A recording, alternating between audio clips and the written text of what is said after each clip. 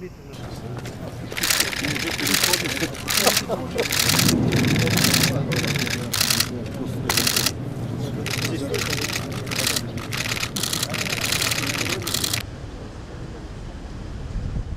adalet, Kaş elinizde.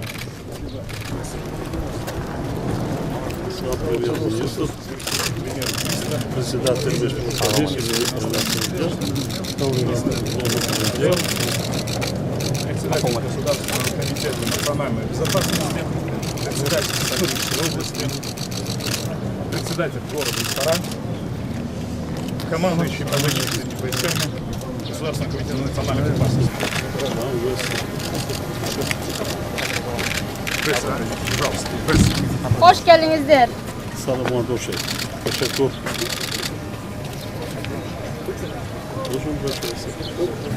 Salomon. Вице-премьер, начальник генштаба. Совета безопасности. Министр внутренних дел. Губернатор.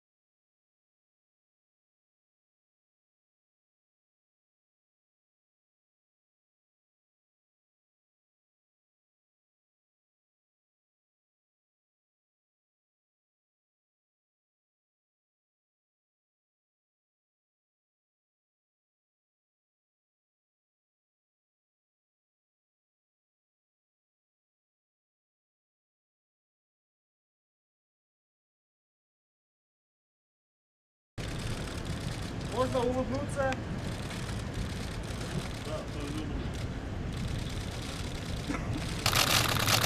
Это останется в истории.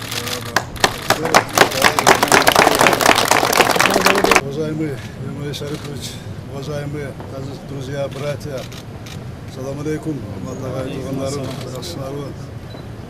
Искренне рады видеть нашего брата, наших друзей, братьев, таджики, кыргызы.